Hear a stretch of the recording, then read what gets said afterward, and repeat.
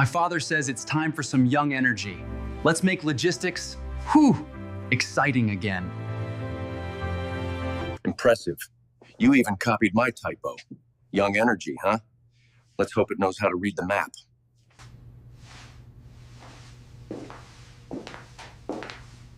The conference room lights flickered to life, slicing through the stale air of another quarterly meeting. I'd been there since dawn, truth be told. I hadn't gone home. 9 years at Northline Freight Systems had trained me to treat deadlines like freight schedules, no delay, no excuses. I'd spent the night repairing a routing algorithm that would keep half the country's holiday shipments on time. My eyes burned. My tie hung loose. But I was ready. Then Douglas Keene, our CEO, swept in with the smug grace of someone who'd never touched a logistics chart in his life. Right beside him, Evan Keene, his 29-year-old son, the same kid who once asked me, "What's a bill of lading again?" The room stilled, people straightened, sensing the announcement everyone had been whispering about for weeks. A new vice president of strategic operations. My name had been on everyone's lips except, apparently, his. Douglas cleared his throat, smile wide enough to hide a knife. "Before we begin," he said, "I want to talk about the future. We need young energy, fresh vision." My stomach dropped. Slow and heavy, Evan clicked the remote, and the projector flared to life. The first slide appeared. Clean blue background, courier font, freight lane graphs arranged in perfect symmetry. I knew every pixel of it, because I'd made it. He didn't even change the file name. Freight Core Q, Master Final Barrett. A polite ripple of applause rolled across the table. I joined in, slowly, my palms meeting like the sound of wet cardboard. Around me, faces shifted, some confused, some pretending not to see. Evan spoke with practiced confidence, reading my words line for line. Down to the same joke I'd slipped into the closing slide. Efficiency never sleeps, apparently. Neither do I. I almost laughed. Almost. And maybe that's the thing about moments like this, you don't need to shout to feel the sting. You just sit there, smile politely, and let the irony do the talking. If you've ever watched someone take credit for your work in silence. Tell me, where are you listening from right now? Don't forget to subscribe. There's a lot more to this story than what they showed on that screen, from the back row.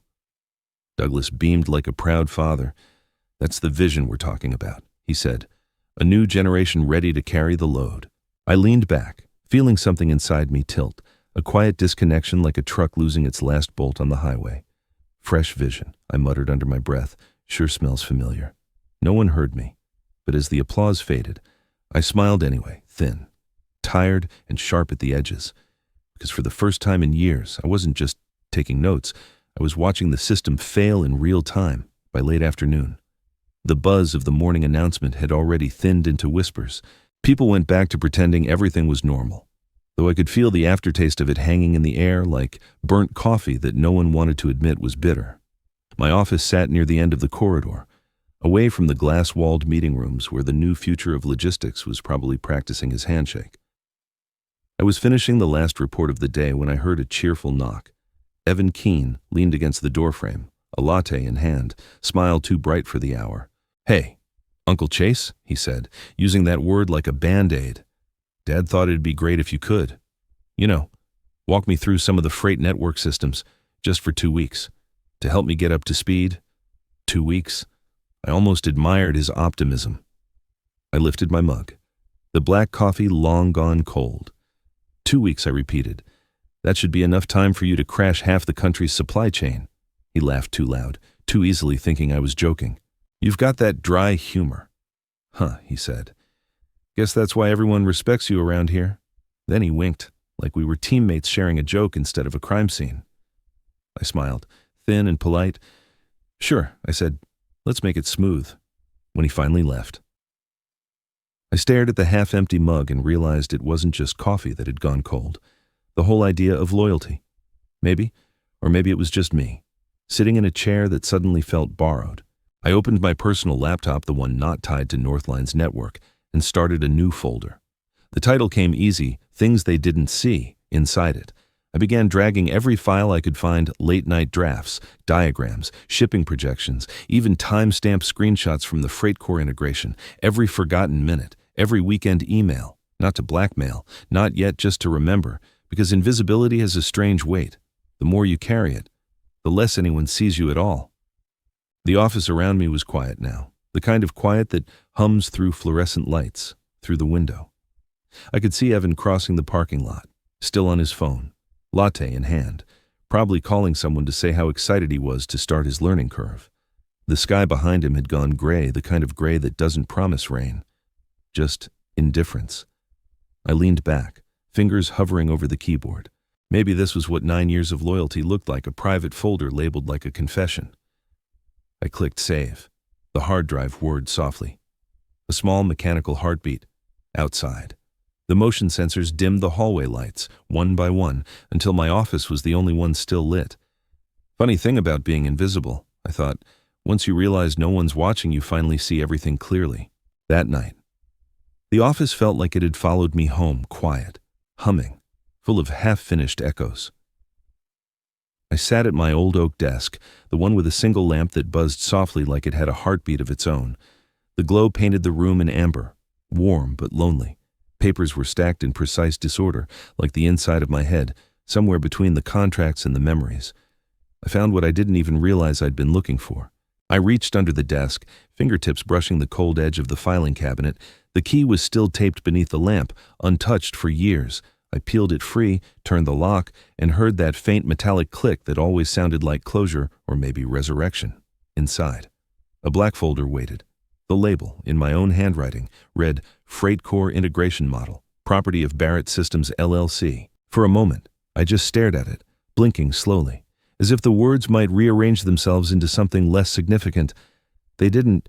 2 years ago, I'd registered Freight Core through my consulting company, Barrett Systems LLC, a protective measure, or maybe a quiet rebellion I didn't know I'd ever need. It wasn't just code or strategy. It was the backbone of Northline's national logistics framework, the engine that powered everything they bragged about in boardrooms. And I owned it. I flipped through the pages until I found the licensing clause, the one I'd written myself with a lawyer who owed me more than one favor. Clause 7.4. Upon voluntary resignation of consultant, all intellectual property reverts to the creator. I read it twice, slow enough to savor every word. The sentence gleamed on the page like a hidden exit sign. Leaning back, I let out a breath that almost felt like laughter. So that was it. All those years of quiet compliance, late nights, and polite applause, none of it was wasted. I didn't need to sue or shout or make a scene. I just needed to walk away, and the system would come back to me. As I sat there, the memory surfaced, sharp and perfect. Douglas, our CEO, rushing through contract renewals in his office 2 years ago. He had a phone pressed to his ear, half listening, half signing. Same old template. Right, he'd asked. Voice distracted? I'd smiled. Exactly. He never read the appendix. He never did. The realization wasn't electric. It was calm, deliberate, like a train finally gliding into the right station after years on the wrong track. I closed the folder, slid it back into the drawer, and smiled. Not with bitterness this time, but with quiet certainty. No lawyers, no noise, no fight. Just one clean move, written long before they ever decided to steal from me. Sometimes the best revenge doesn't need to be invented. It's already there waiting in your own handwriting. The next evening, I sat alone in my study, the quiet thick enough to hear the hum of the refrigerator in the other room. The blinds were half drawn, slicing the city lights into thin, deliberate lines across the desk. On my laptop screen glowed the contract that had started it all, the Freight Core licensing agreement, dated 24 months ago, signed by every necessary hand. I zoomed in on the final page, where 2 signatures faced each other like opponents on a chessboard. Lenzer Northline Freight Systems, Lindsay Barrett Systems LLC, and there it was, his signature, Douglas Keene, CEO, visionary, master of young energy, the man who'd sold his company's engine to me without even realizing it. I leaned back, a low breath slipping out like a quiet laugh. You really did sign your own shutdown notice, I murmured. The memory came back easily that afternoon in his office 2 years earlier. Douglas had been pacing, phone pressed to his ear, half listening to a stock analyst. Same old template. Right, he'd asked, flipping through the contract without reading a line. His pen scratched the paper, fast and careless. I'd nodded, watching the ink dry like sealing wax, exactly the same. I'd said, now, staring at it again. I couldn't help but admire the symmetry of it all. The same man who'd dismissed me as too cautious, who'd promoted his son for having vision, had unknowingly handed me the keys to his empire buried in legal fine print, clause by clause. I had built a fortress around my work, invisible but airtight. I reached for the glass beside me, a single pour of whiskey, untouched until now. The liquid caught the light from the hallway, amber reflections stretching across the desk. I took a slow sip, not out of celebration, but acknowledgement. The kind you give yourself when a plan finally clicks into place. People always assumed control came from loud meetings and sharp suits. They were wrong. Real control was quiet. It lived in the margins, in the signatures no one bothered to read, in the clauses no one cared to question. I clicked save, closed the file, and let the laptop go dark. The screen reflected my face for a second, calm, unshaken, already 3 steps ahead. Outside, traffic rumbled distantly, a rhythm that matched my pulse. I wasn't angry anymore. I wasn't even eager. I was ready. I set the empty glass down, the faint clink echoing in the stillness. Somewhere. A streetlight flickered, and the reflection hit the desk just right, a small shimmer on the edge of the contract folder. I smiled at the sight, half nostalgia, half warning. Their young vision, I whispered, turning off the lamp, is going to pedal home on 2 wheels soon. It was close to midnight when the office finally went still. The kind of stillness that felt earned after years of motion, sound, and small humiliations dressed as meetings. The air conditioning hummed faintly through the vents, and the wall clock ticked like a metronome marking the end of an era. I sat alone under the soft light of a desk lamp, my reflection caught faintly in the glass wall behind me. The floor outside was dark, empty. Even the security lights seemed to hold their breath. The cursor blinked on the screen in front of me. Waiting. My resignation letter was short, clinical, almost surgical. No preamble, no sentiment, just an incision through the noise. I resign in good standing, effective immediately. I read the line aloud once, my voice steady. That was all they deserved, a single clean exit. But beneath the polite professionalism, the final line waited. 10-point font, garamond, quiet, unassuming, and devastating, as per Clause 7. For ownership of FreightCor reverts to Barrett Systems LLC. There it was, the kill switch, small enough to be overlooked, powerful enough to reset everything. I leaned back, exhaling slowly.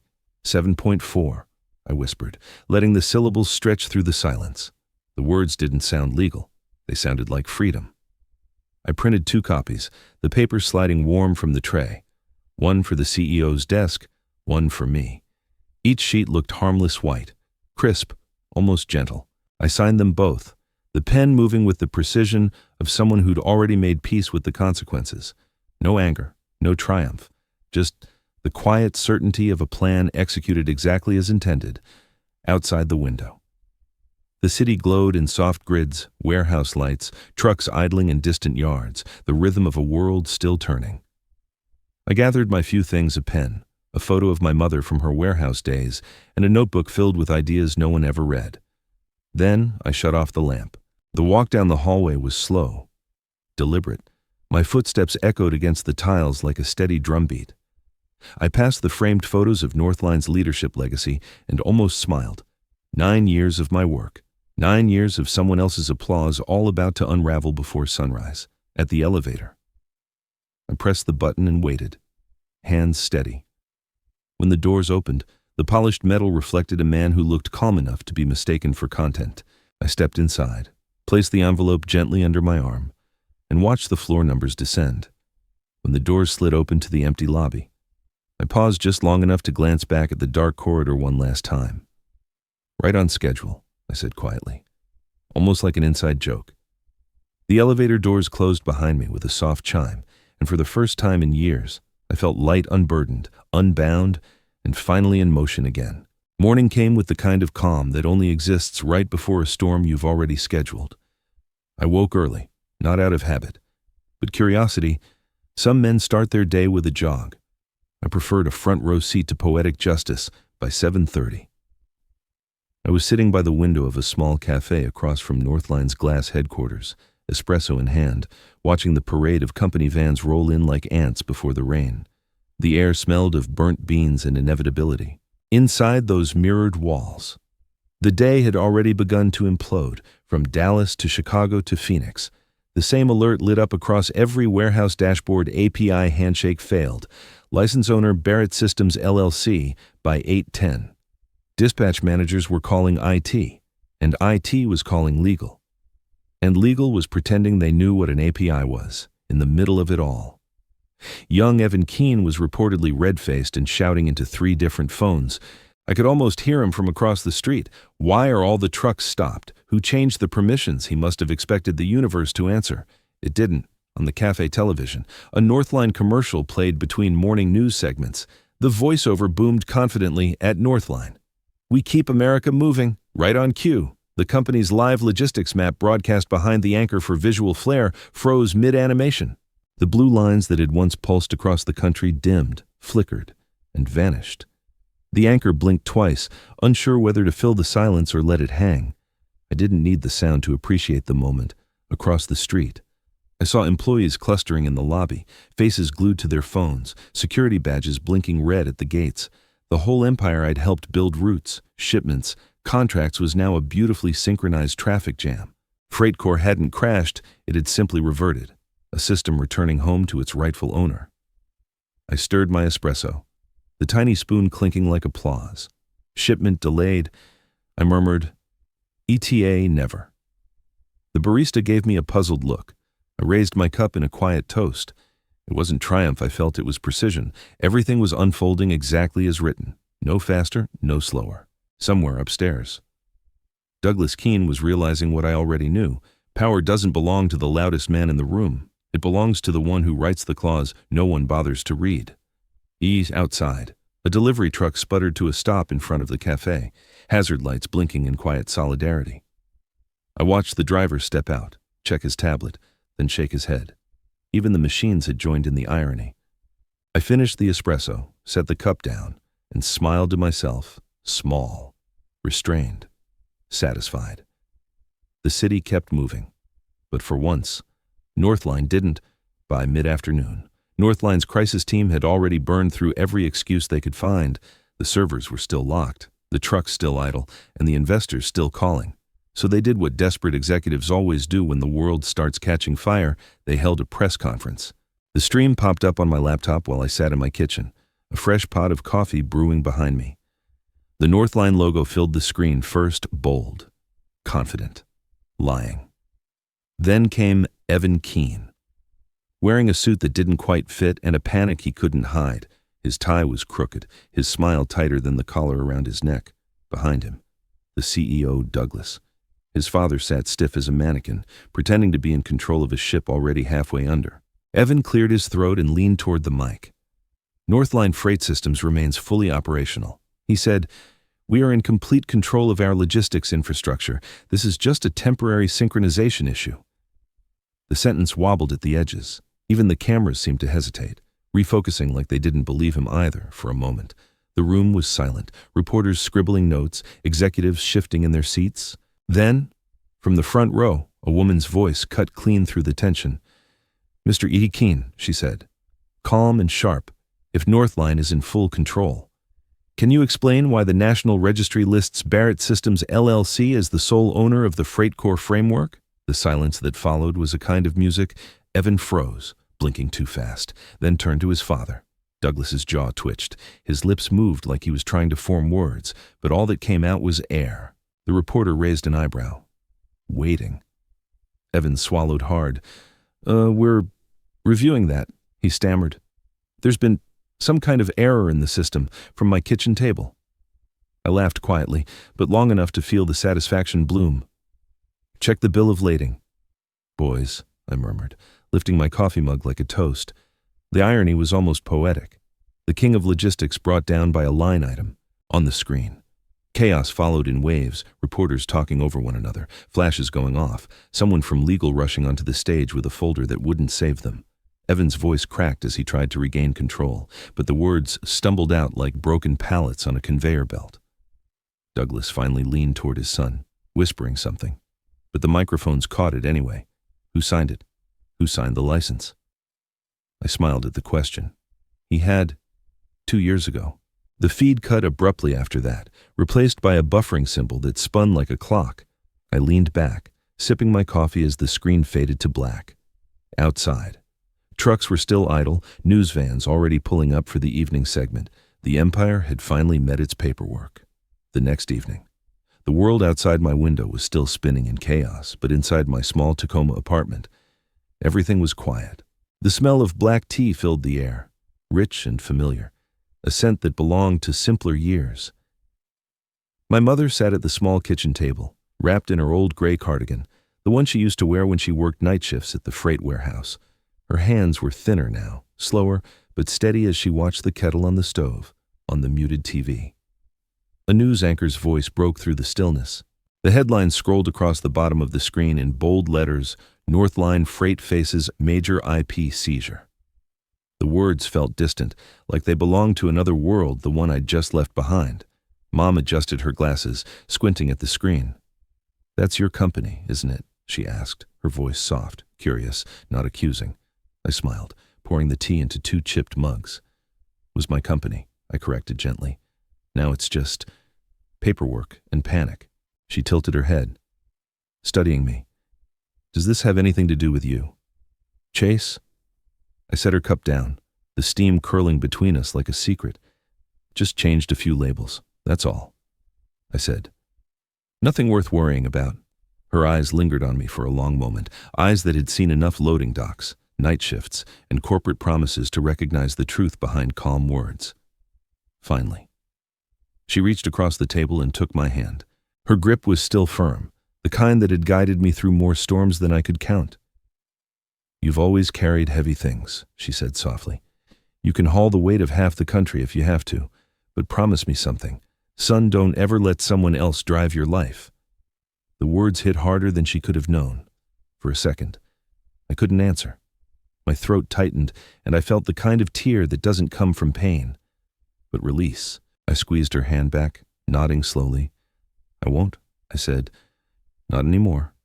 We sat there for a while, sipping tea in silence. The kettle let out a faint hiss behind us, and the light from the TV flickered against the kitchen wall. Outside, the sound of engines hummed through the distant freight trucks, still crawling along the highway. I imagined their headlights stretching across the night like veins of moving light, the world continuing its rhythm, steady and unbroken. For the first time in years, I didn't feel like I was chasing it. The system was still running, but now it followed my design, my terms. Mom smiled, her eyes drifting closed, content in the quiet. The kettle clicked off. The world kept moving, but this time, it moved to my rhythm. 2 weeks later, the storm had passed. The headlines had faded. The reporters had found new fires to chase, and Northline had gone silent. I'd spent most of those days catching up on the things I'd forgotten how to enjoy sleeping in. Fixing the loose cabinet hinge, reading the paper instead of writing it. The hum of trucks in the distance still reminded me of the life I'd left behind. But now it felt more like a familiar song than a summons. That morning, the sun filtered through the blinds in slow, golden stripes across my desk. My laptop sat open, quiet, until a small notification blinked in the corner of the screen. One new email. I clicked it without much thought, expecting another former colleague asking for advice or forgiveness, but the subject line froze me mid-sip of coffee. From Transglobe Logistics, subject partnership proposal, Freight Corps global expansion. I opened it carefully, reading every line as if it might vanish. "Mr. Barrett, we've followed the Freight Corps framework closely and believe it has global potential. We would like to discuss a partnership to expand the system internationally under your full creative and operational control. Let us know your availability. We're prepared to move quickly." I read it again and again, 3 times in total, slow enough for the words to settle where disbelief used to live. Then I leaned back in my chair, feeling the quiet weight of it all, the irony, the symmetry, the sheer, satisfying logic of consequence. For 9 years, I'd built a system others took for granted, for 2 more. I'd guarded it like a secret. And now, for the first time, someone saw it for what it truly was: not a corporate asset, not a name on a license, but a creation with a pulse of its own. I closed the laptop gently, letting the click echo in the stillness. The afternoon light stretched across the old wooden desk, catching on the scratches and coffee rings that marked years of late nights and early mornings. They didn't look like flaws anymore. They looked like history. I poured another cup of coffee and watched the steam rise, slow and steady, somewhere outside. A delivery truck shifted gears, its sound fading into the distance. I smiled at the thought someone else was moving freight today. I was finally free to move something bigger. Finally, I said quietly to the empty room. A contract I'll read line by line. The words felt good in my mouth, like balance restored. I turned off the laptop, leaned back, and let the sun warm my face for the first time in a long while. I wasn't planning, or fixing, or defending. I was just breathing. Sometimes rebirth doesn't come with fanfare. Sometimes it comes in an inbox at noon, wrapped in a subject line that simply means the world noticed. 3 months later. Denver was bright with late spring light.